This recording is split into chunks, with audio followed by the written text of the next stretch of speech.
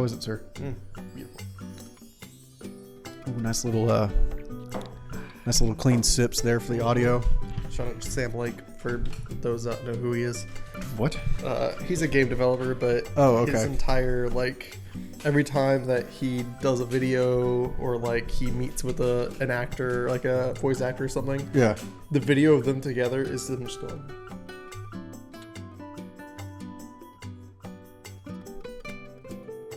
That's the only nice.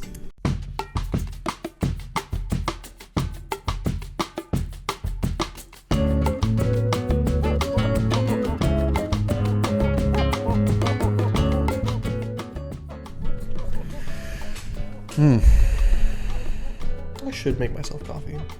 Yeah. That little coffee pot, $21. Ooh. I love a respectable deal. Yeah, very much. So that it's only a 5 cup because that's all we're really going to drink in a day. Goodness say. I don't need the 12 cups of coffee. Goodness no. I'm not a huge coffee drinker, but I appreciate it. Exactly. That, has a brew later setting. So I set it at night. It brews at 6:15 in the morning so that I have coffee and then Brittany has coffee. Nice. It's perfect. Nice. It's great. A lot less expensive than Nespresso. Nespresso's awesome, but you need to cut down on your pod prices. Those tariffs hit like 3 months ago before the other ones did. I feel like, gosh. Well, Joseph, we talked a lot about movies on this show. I have no idea where that pre-ramble started. I'm so excited to see where this goes. Who knows where that's going to actually end up starting. Welcome back, guys. Yeah, welcome back. We're here for our semi-half annual podcast episode. That's right. And this is about one of the most personally just to the heart movies. A movie that is loved not only by the men, but the women and the children too. Even though that's not where this quote's from. Not at all. Actually, you don't understand. I've practiced that like 3 times. So I already knew I was gonna say that. Oh, that makes me so happy. Yeah.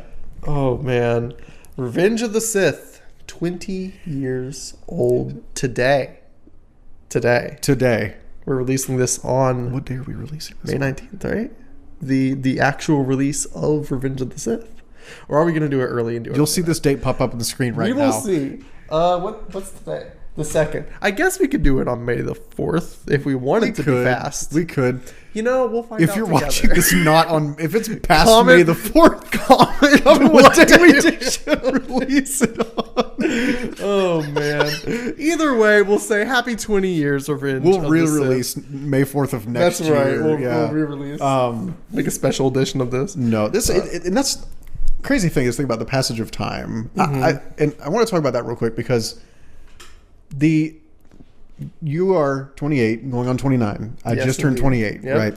So the significance of this movie to our lives, it's been 20 years. That's nuts. Okay. Yeah. Like, I don't mean to, I'm not going to be like, nostalgia, pure nostalgia.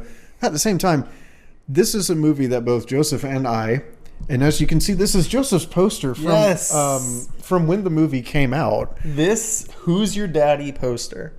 If we want to give our little story of like when we watched it. Please, yes. So for me, episode 3 was, I believe, the first PG-13 movie I ever saw. I want to say. Probably, yeah. It was not my first movie in theater by any stretch, but it was the first time I ever went to a movie theater for like a movie I wanted to see. That like... I begged my parents because my birthday is in June, early June. And so we went and saw episode 3. Yep. My birthday's in early June. What else is? Father's Day. So they had these posters for Father's Day watching Revenge of the Sith, and I got one. And it is such a perfect little time capsule because it's such an era of life that, like, again, right on my first PG-13 movie, I was full Star Wars crazed as a kid, and like even for like going into teens and all that. It was a good time to be a kid and a Star Wars fan at the same time. It was a great time to be a Star Wars fan. I do wonder how many of those are I'm so curious. Like, it was just at the theater. We didn't pay for it. But like, who else has one of those? Right. I've never seen it anywhere else. So yeah, like, I've always seen it on your wall at your house for the longest time. Yes. And that's really cool. You remember it. You know, that's the thing too. This was not the first movie I had seen in theaters. No. The first movie I saw in theaters was 2001's Atlantis: The Lost Empire. Ooh, that's a great movie. That's a great one to start my life and love for movies with. Still a fantastic film. I remember seeing like Finding Nemo. I think I probably saw there was like another one. Like I saw a couple movies before that, but Revenge of the Sith, I think the thing about Revenge of the Sith is like I still remember the theater experience. Yes. I remember seeing other movies, but this I remember like the theater experience because, again, like grew up kind of falling into the love of Star Wars. I had seen the other ones by then. And obviously I had seen Phantom Menace and Attack of the Clones. Every kid around that age... mandatory viewing. Yes. They were a Jedi on the playground at school. You had a plastic lightsaber at your house that you beat up the other neighbor kids with. 3 of them, yes. and all of us did. And we, like you said, beat up the neighborhood and like it was just such a time to be at the time of it coming out, 8 years old. I might have, again, it was for my birthday. I don't remember if it was before or after, but I was 8 to 9. I was right on the edge of 9. But the fact that we remember a theater experience like this and a viewing like this when we were less than 10 years old and now we're pushing 30. Yeah. It's special. It's more than just like, look, does it have issues? Yes. Is it the best of its bunch? I also agree that it is. Oh, easily. And I honestly think it's a core, like, it's one of those things. It's like if Inside Out is going on in my head, the little Revenge of the Sith ball. It's its own yellow ball. It's its own yellow ball floating there in the center among some other ones. Like I haven't seen Inside Out 2, but I know there's like trees that sprout out of the balls or something. It's got its own tree. I don't know how that works. Oh, it's a giant tree. Yeah, giant tree in the middle of like. It's more about the experience and the memories from it, and the fact that even 20 years later. And again, we both did not see the re-release in theaters that came out recently. No, we did rewatch it. We rewatched it together. Yes. Yeah, we did not get to. Maybe I'll sneak one in. Maybe I'll see if I can sneak it in because it's still happening. I had a buddy. Shout out to Colton Phillips. He went and saw it. Said it was phenomenal. Mm-hmm. So they've probably done some stuff to the graphics and the audio. I mean, I don't think they did. I think it's just really beautiful. I mean, I think don't get me wrong, it's not perfect, but so much of the ugliness that's in like 1 and 2, it's not perfect by 3, but they really smoothed out a lot of it by 3. Yeah. Yeah. And also, speaking of shouting out friends, shout out to Nate, our good friend. He actually hit me up today as just talking about episode 3 of like, it was for us, it was talking about being a kid raised on like Star Wars. Yeah, we were Star Wars kids together through and through. We were the ones hitting each other with lightsabers. And that's awesome. We watched episode 3 multiple times together. Like it hits that like young. Yeah. Oh, right in the heart. And the crazy thing is, not all movies do this. Very few movies do this. I think a movie, most of the time, when you watch a movie as a kid, it doesn't hit the same way when you're older. That cannot be said for other movies. It's not the same. Loved the Infinity Saga. We talked about this over. Joseph came, hung out here, and ate dinner with us and everything. But it's like Marvel's not the same anymore. This movie has not, for me at least, like emotionally, screen-wise, graphically, it's aged a little bit. But surprisingly better than you think. Emotionally, like, the movie is the same as it was when I had my core memory theater experience back in 2005. And it's crazy because, again, this not all movies do that.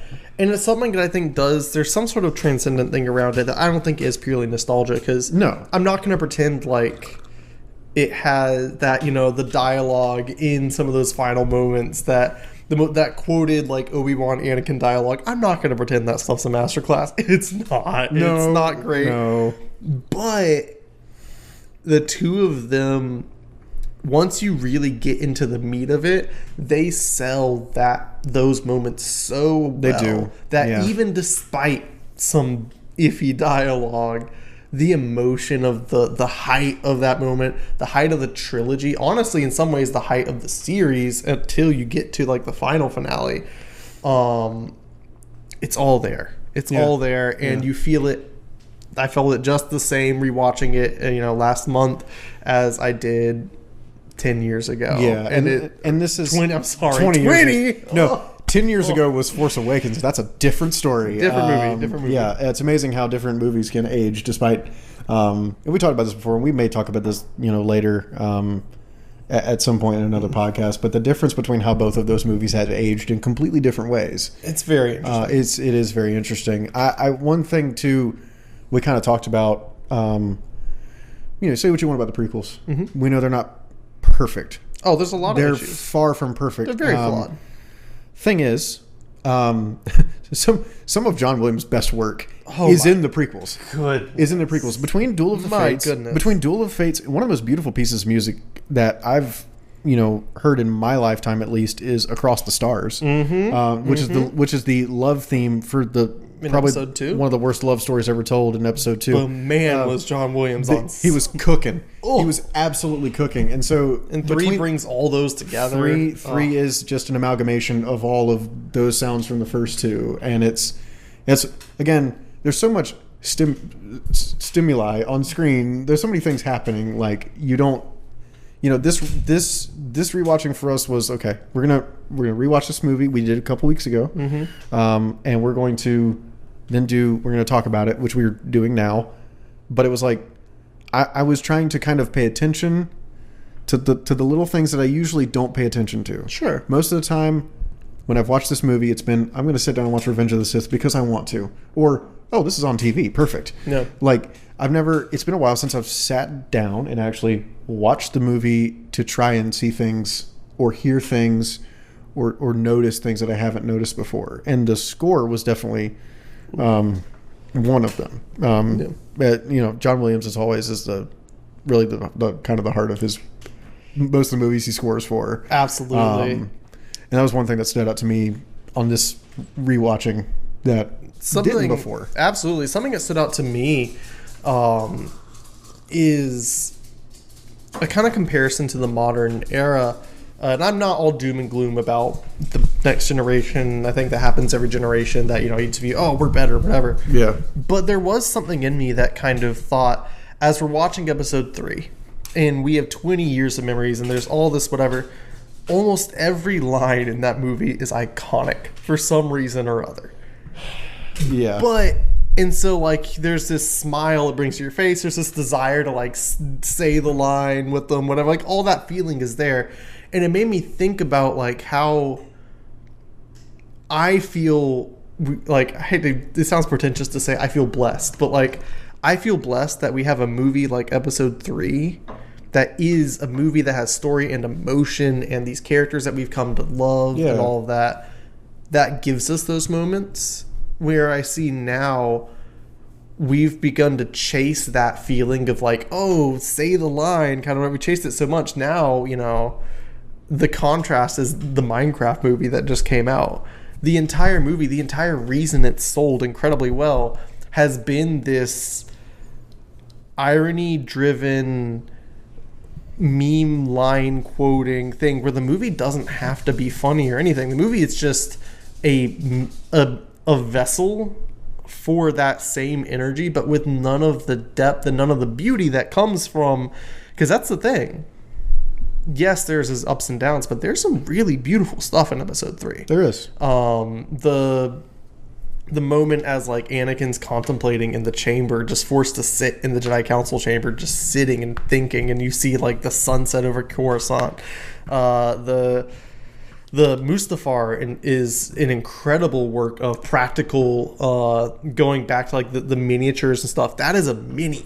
Mustafar is a lava planet mini. That's crazy. It is. And so just so many beautiful things like that I kind of, it makes me feel a little bad when I look now and I see kind of a movie that skips all of those things just to deliver in on the cheap little product that's left there. That's true. Also, contemplating the chamber is another great way of saying taking a dump. Also, I feel like you know, if you look at the sweat on his brow, maybe like it's the yellow eyes.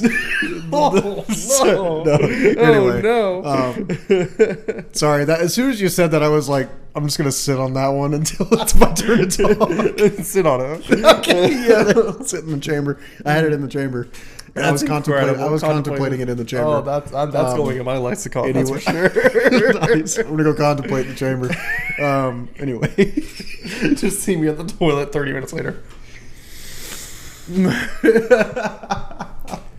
is Joseph okay? He's contemplated. He's having trouble. Might have to dispose of some younglings. Oh, wow.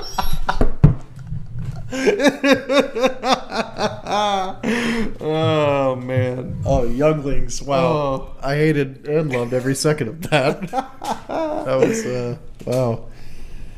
Okay. But no.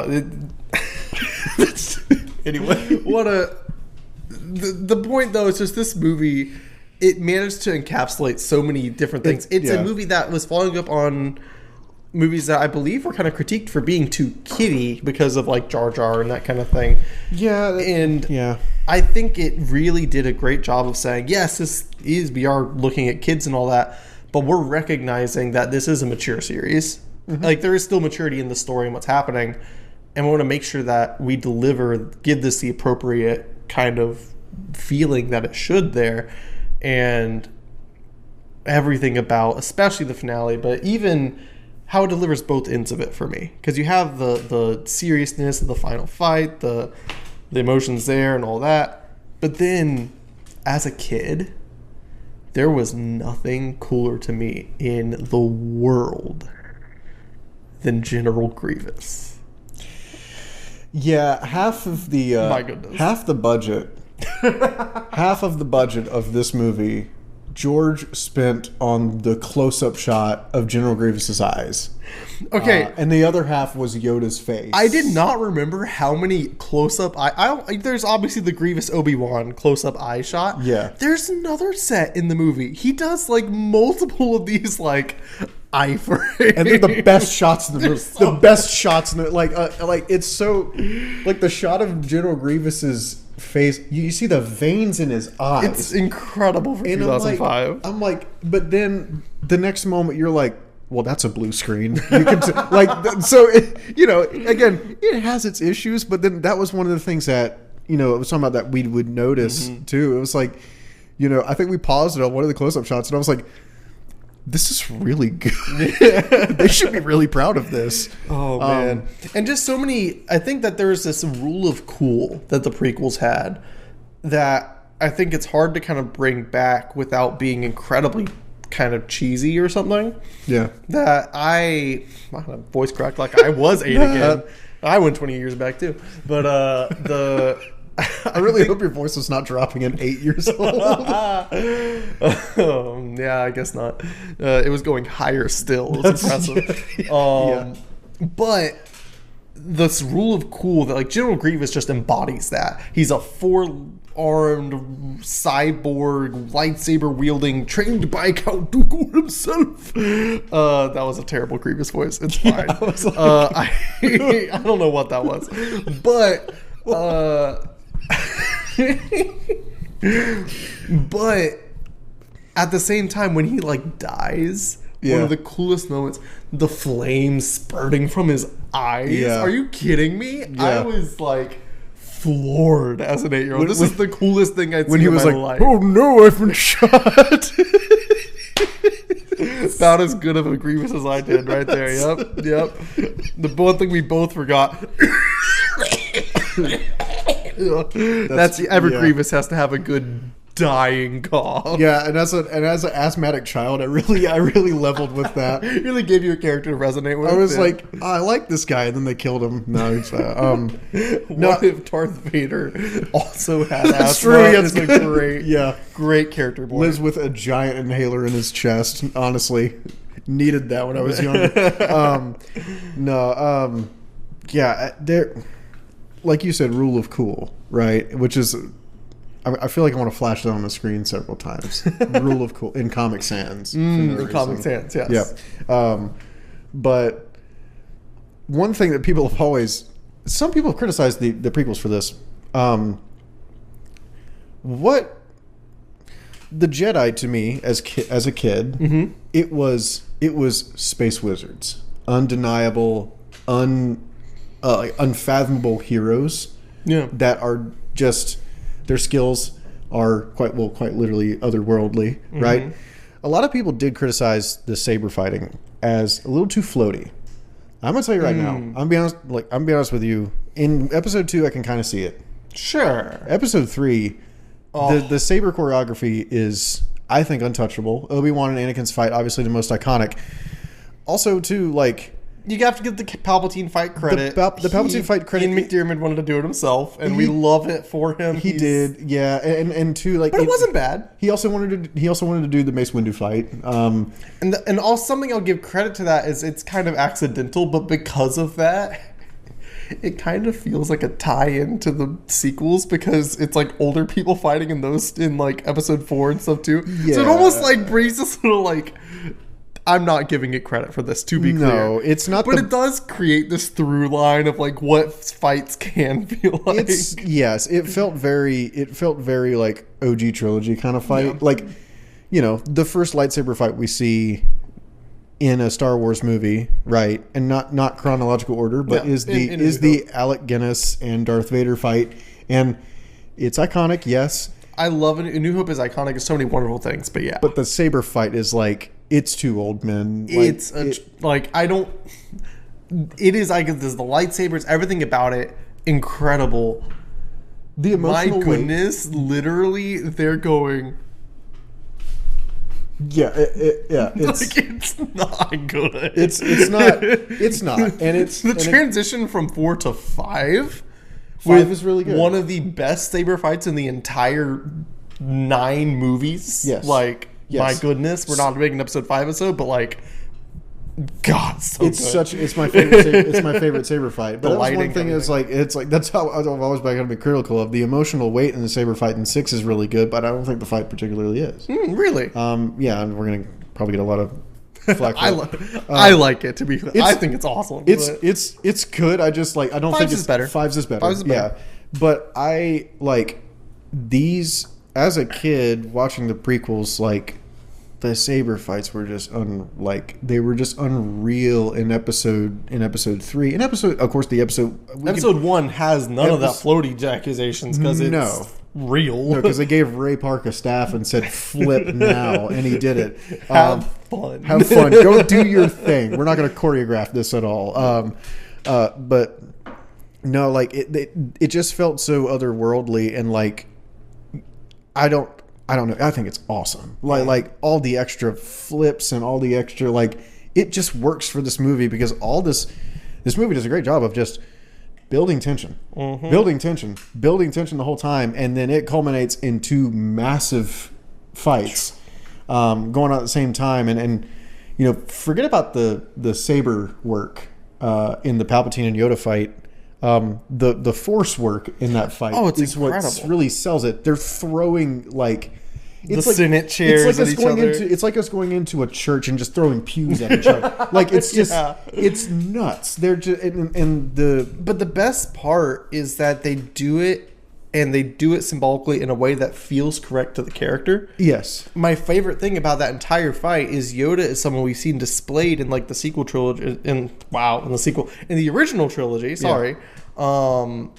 The whole thing is just like gentle approach of just feeling an item, letting what it is. When he catches the one. Right. And so like the X-Wing, it's about this gentle, like you feel the entirety of what it is lifted up. And so when he catches the one pew, we're going to call it a pew. We're going to call it a pew. This is the chairs, whatever. And instead of just hurling them willy-nilly, he takes it. He feels it. He lets it flow and rotate and then sends it back. And it wasn't something that could be just brushed aside. No. It had to be dodged, you know?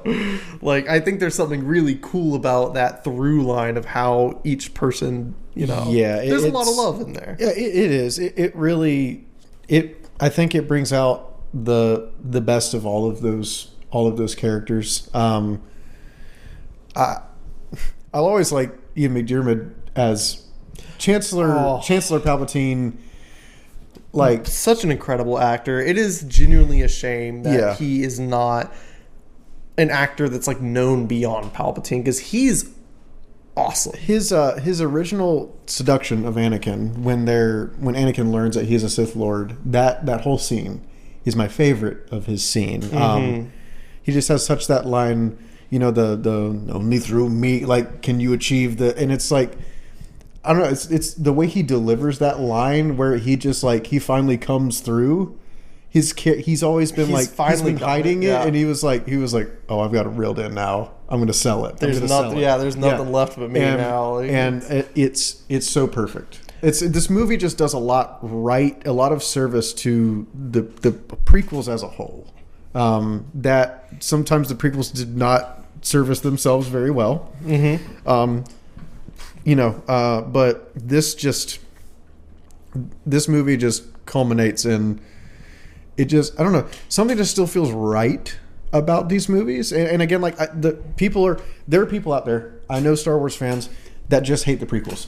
They just they hate it. Now, I think that's changed a lot over time, but they're still always going to be out there. It has changed a lot over time. I think, and again, like this, the memes included, this movie has been regularly referenced since 2005. People have regularly loved this movie and talked about this movie since 2005. It's 20 years later. I'm sorry, but the same effect, again, we talked about how the movie has aged. The same will not be said for like Force Awakens. The same isn't being said for Force Awakens 10 years later. The same cannot be said for even, I mean, I think, like, you know, like the originals are really good. They're probably overall averaging out to be the best better of films, for sure. And they are. But this movie, I think, and it might have to do with the time in which we were kids. Yeah. I'm sure if we were kids for the original ones, the prequels would not be the same for us. No, of course not. And I think that there's a level of, you know, the zeitgeist of the internet coming when it did and all that. But I do agree that there is some special blend that happened with the prequels. Yeah. That just created something wholly unique. That, like, the original Star Wars shaped the future of movies and sci-fi. And I think the prequels, instead of being this, like, change the entire industry kind of thing, it carved its own niche of what it was, and that became beloved. It very much stands out kind of on its own. And the thing is, it fits the bill of Star Wars. It's a good film. It's a good, like, it's prequels. And what are prequels supposed to do? It's supposed to tell you the story of what happened before. And that's exactly what prequels did. I was talking to myself in the car the other day, and I was, which I do. Fair. Right. And I was like, man, good prequels are, like, very rare. Very, very rare. And a lot of times, instead of trying to make a good prequel, one goes for a sequel that ends up kind of falling flat. An example of a perfect prequel is Monsters University. I need to see it. Monsters Inc. is really, really good. Monsters University is one of the best prequels ever made. But the similarities here, I'm about to compare Revenge of the Sith. I want to see that. I want to hear it. So just like, I'm just comparing, it's like, they make the things that came before it better. Right. That's what it has to do. Even if it came after it. Right. How do you, and especially, you know, the amount of years between, like, Monsters Inc. and Monsters University was only, like, I think 10, 11 years or something like that. Yeah, a while, but not Monsters University was 2013. Monsters Inc. original. It's really 12 years old. It's 12 years old, bro. It's fine. Get with it. No, it's cool. I'm messing with you. But, like, the original Monsters is, I think now early 2000s, 01, 02, 03, somewhere in there. Yeah. But Monsters University, like, no one really asked for it. Okay.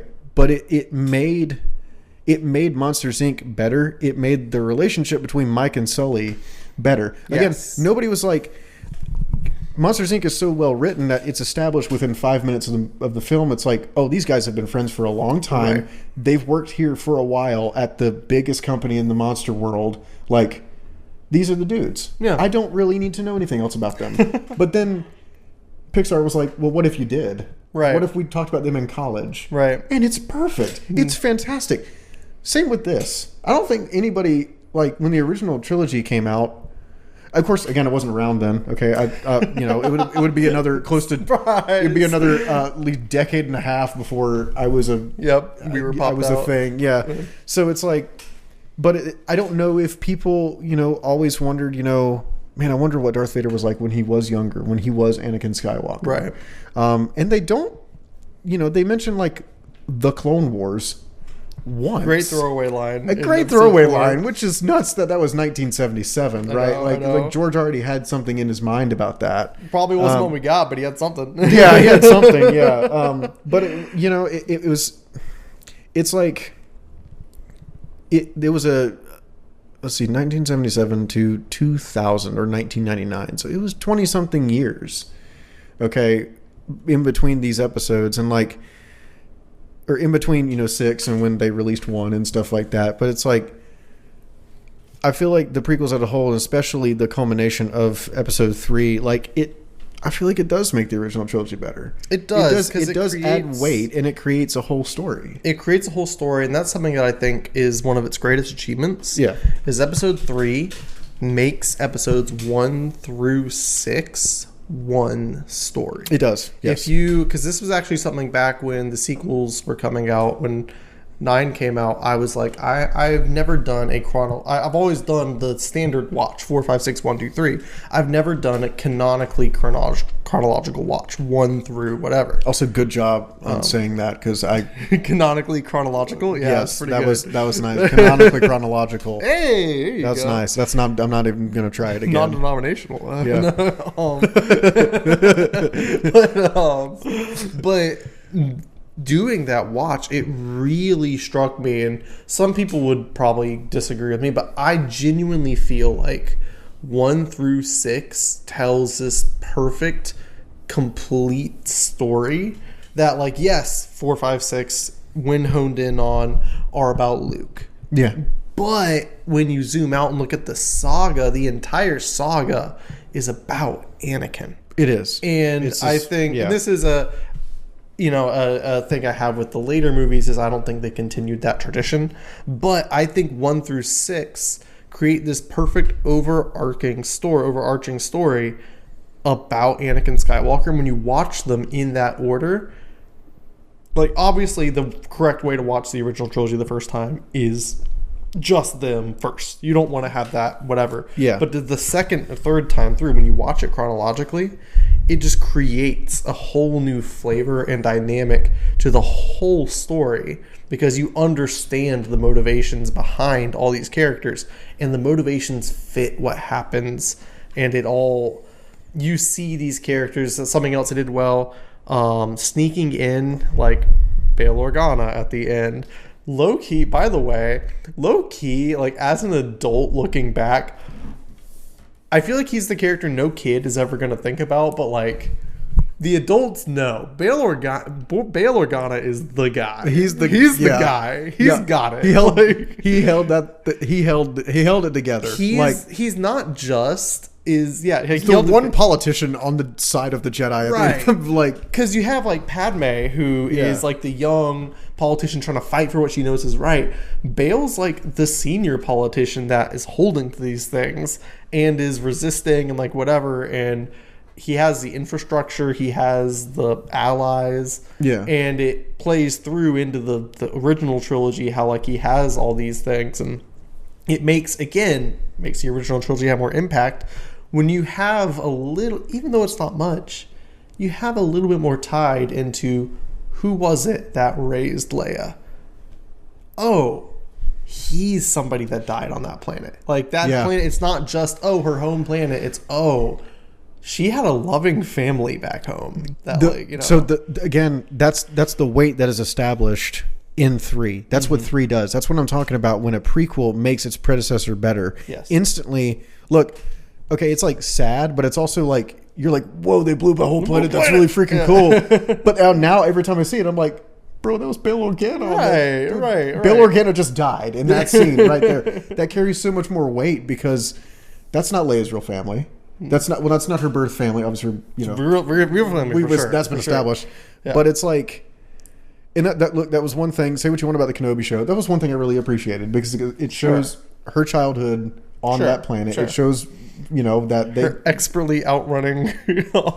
Sorry, I had a quick jab at that. Quick jab. Scene. My goodness. Yeah, but yes, jab. I do appreciate. But it's like getting to see Alderaan. Yes, But it's like, again, there's so much more weight to the explosion of Alderaan when previously that like. Not only was that her home, yes, but that was let's think about Bail Organa for a second. Probably very wealthy politician. Oh, for sure. Tons of influence. It's like Utopia planet. Exactly. Lives at the Biltmore, essentially. Which, if you're not from North Carolina, it's the largest house in the continental United States, I'm pretty sure. Yeah, something like that. Yeah. But, like,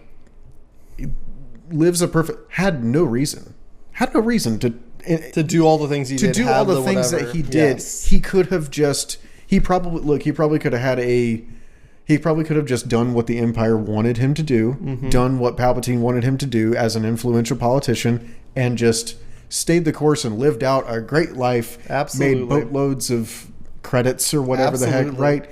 Like, but he's a principled man, and he's a principled man. And this guy was basically he chooses the straight and narrow. This guy is basically Duke Atreides. He is. Okay, but Oscar Isaac would be a great Bail Organa, though. Honestly, come on, dude. Fire. Come on, fire. We can put him in Star Wars twice. Don't worry about it. Yeah, that's fine. Yeah, don't worry. Like, I forgot about Poe Dameron for the last 30 minutes. I forgot about him. Oh man, but no, like very similar archetypes of this. Like, these are privileged people with wonderful like lives in a lot of ways, but they feel the responsibility of what they are governing and who they are governing for. And I think that's just another aspect. That's a very small aspect, but they show that, and it ties into the future. We see who Anakin is and how Vader was created, and how it ties forward. We see how Obi-Wan has distanced himself and feels that weight of failure on him going into seeing episode 4, Obi-Wan Kenobi, the hermit in the desert that's just been watching this kid for decades. I do like that they again, I'm not going to talk about the Obi-Wan Kenobi show. I loved it just because I love Ewan McGregor and I'm like slightly related to him. Through the best way possible. Anyway, so funny. We're basically blood related.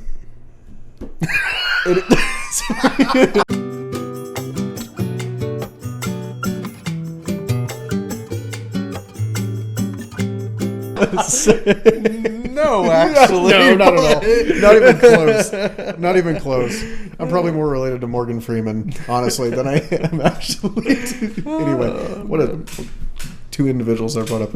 Anyway, so, but like, I love that one of the first shots of the Obi-Wan Kenobi show is just him in a cave. And it's like, wow, this is sad. This is what he does. This is really sad. And 3 set that, like 4 gives us that, and 3 sets it up. Again, it's everything that we have that kind of setup delivery very well across the board. And I think all that to say for me, it's incredible that one movie managed to raise up its so I think we get a lot of credit for how it sets up the original trilogy, but I think the other half of what makes 3 so good to me is how it raises up the previous movies. Because like episode 2 is one of the most like love to hate movies of like, there's a lot that's, and I if anything, I'm considered an episode 2 defender by a lot of people, just because I do think there's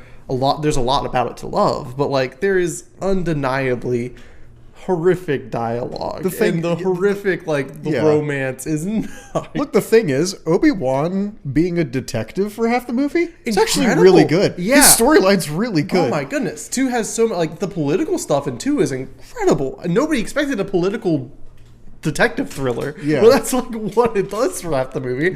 And I eat it up now as an adult. Even as a kid, I liked it a lot. But it really having a finale that ties everything in, it elevates those movies to have you to be able to focus on the good moments and to be able to take the plots even from the bad moments and give them some sort of restitution or like some sort of conclusion, some sort of feeling of closure. Yeah. And I think, and this is not a podcast about comparison, but I think 3 is the ultimate kind of it stands in judgment of 9 in a lot of ways, where I feel like 9 did the opposite in so many ways, that it took threads that controversial threads people liked, people didn't like, and all of them, it managed to make you remember the worst in all of them. It made you think the worst of all of them. Whereas 3 takes all those threads of stuff that are just terrible, the bad romance, Padme being like, I'm not going to try and get this kid to be into me. I know. Let's go. Do you want to by the fire? Do you want to sit by a fire while I'm in a crop top? Do you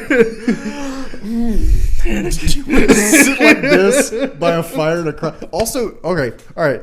Shout out to Hayden Christensen. I want to say this right now. Shout out to our guy. I want to say this right now for our guy. The most impressive piece of acting ever is Hayden Christensen sitting in a black leather Jedi suit next to a fire. Do you understand how hot this man must have been? Oh my goodness. He's got sweating. Natalie Portman here and an Inferno behind him. And black leather. The guy must have been sweating. The guy had to have had like dry ice under his. Like, I've always thought about that. I was like, he's got to be cooking right now, dude. And she's trying to talk about not making out. What is going on? What's happening? What's happening right now, dude? Oh my goodness, it's so true. What a wild, incredible. Also, starting a fire in a room on a planet where it's probably in the mid-70s. Humid mid-70s, by the way. Humid mid-70s year-round. Yeah. Makes no sense. It's nothing about it makes sense. Let the Jedi wear shorts and flip-flops. Anakin needed... Amen, bro. Anakin needed something there. Whether it was an ice pack or... I want a cut of just Anakin pouring sweat and like wiping sweat as he's having this conversation. He's like showing off his force abilities by just doing the ice bucket challenge to himself. That's like, right. It's just steam coming out of his shirt. Yeah. Oh wow. Oh, that whole tangent aside, though, the fact that 3 really take like the low moments there. The story that comes from it, though, is elevated by 3. It takes it and lifts these things up. It even takes threads in 1. It brought, Qui-Gon comes and goes, and they give Qui-Gon a really important place in 3. At the very end, they really give that through line of like, no, that Qui-Gon is the originator of one of the most important things that happened in the original trilogy with Force Ghosts and all that. Like, there's so many things that they made sure to elevate what came before, and in the same way elevate what comes after. And I think that that's something that's really special about a movie that, sure, no movie's perfect, there's issues, but I think it just gives something special to what that movie is. And exactly, like you were talking about with Qui-Gon, one of the ways that Obi-Wan mentors Luke the most, he's only with him physically for one movie, right? Like, the rest of it, he is a being of the Force. Only because of Qui-Gon. Only because Qui-Gon discovered that, right? Not because that wasn't just like a thing that Jedi did before Qui-Gon. And so that's what I was saying. It's like, look, like the prequels, yes, they have their issues. And I think, as a whole, and even 3 does too, but George made a congruent story. He made something, he was the only person who directed those films, right? He had his hands in it and his dialogue in it, as atrocious as it was sometimes. He had it in it the whole time, and it ends up being one piece instead of like. I think this comparison was really good when I said this, But 7, 8, 9 is just a Google Doc that everybody that a group project just edited, and like somebody erased everybody else's work and wrote it again, and then that person found out. Someone included Disney in the doc, and that like Abrams and Johnson, they had the doc. They were going back and forth, and Disney just kept like accidentally backspacing. On things. Bob and, Iger checked his email. Bob Iger checked his email and was like, "What is this? Who let Bob Iger on the Google Doc?" Exactly. That was yeah. They should have used Microsoft Teams. Probably would have been better if they did that. But it's just like, that's what it's not. 7, 8, and 9 just as a whole, like, just does not make sense. And you feel they're trying to fill in holes.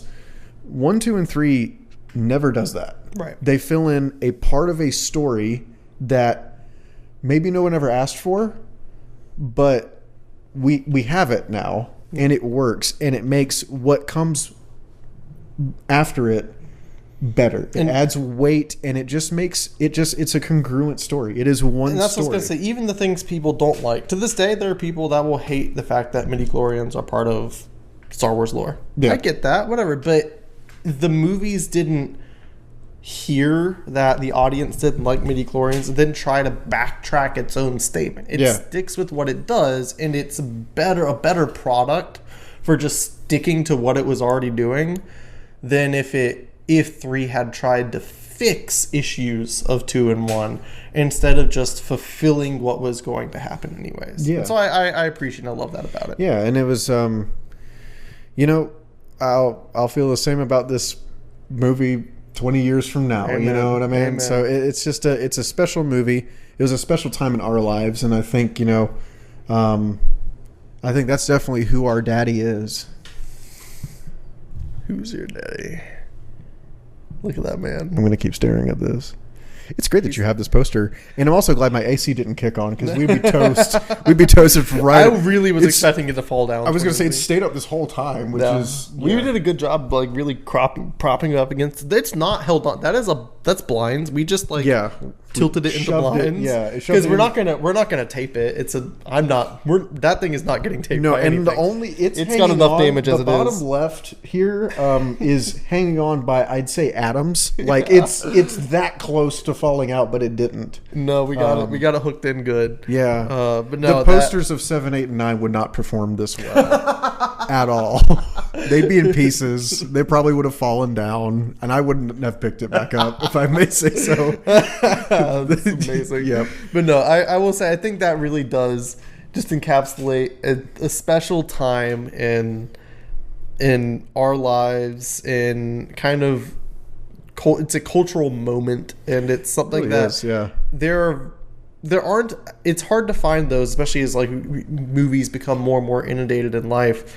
We see, I want to say, honestly, the era Star Wars, the original Star Wars was one of those cultural moments. You had that, and you had like Indiana Jones and Superman all coming out in those similar time frames. 70s, 80s for cinema, right? Bro. They had a lot of stuff going on there, dude. And then we have this new generation, and I feel like Star Wars really is one of the best like decade-defining movies for it, and I think that it's really special to think about seeing that time pass and seeing that it was that movie, and it also has the strengths that come with it. And I think that as much as we rag on anything, the later stuff or whatever, I hope that in 20 years time, whoever grew up watching the sequel trilogies can have some similar form of feeling. I don't know what it will look like. I don't know what it'll be, but I hope that the next generation can have a same kind of love for Star Wars that we had. You'll occasionally see like Disney has like they have the Batu, whatever it is in Florida. Like they made a Star Wars land basically there. Mm-hmm. I do love it every time I see a little girl dressed as Rey. Like, that's awesome. Oh, because that's what we were. Yeah, we were not little girls. Well, we were not. Dang it. But yes, what a freaking alley-oop that was. But that's what we were. We were little kids running around with lightsabers and having fun, and it's because of this movie. And it's it's a special thing to look back on, and I don't always put on nostalgia goggles, but as you said, it was a great time in our lives, and it still remains a really special movie to us. But yeah. Anything more to add? I don't think so. I think that wraps it up nicely. Yeah. Thank you for joining us on a wonderful little journey back in time. Absolutely. Gets you feeling all good inside thinking back about it. We look forward to seeing you. Maybe it won't be 6 months. Who knows? Hopefully it won't be. Yeah. We're not going to aim for a new record, so hopefully it shouldn't be longer than 6 months. No, I think our record is 8. Yeah, I think it is. I think it is, yeah. But who knows what it'll be about next? So you always love to keep ourselves as surprised as you are. That's right, yeah. We'll find out, but a lovely journey back. Cheers to another 20 years of making random podcasts with each other for random disparate amounts of time between each one. Could be 2 weeks, could be half a year. We'll have about 40 subs by the time this gets to 40 years old. If we can get to 100 by the time we get to that 20-year anniversary, I think we're doing pretty good. Oh, you ready for that? Are you ready? Yeah, we're ready.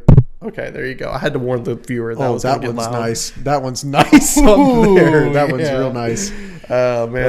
Well, with that, love y'all. Yeah. I haven't said, I guess. You gotta say the thing. Oh, I haven't said it for nostalgists, I guess. True. Stay beautiful, everybody. Absolutely. I haven't said that in a while, I feel like. I don't think I say it any time anymore. Yeah, stay beautiful. Yeah. Not just the men, the women, and the children, too.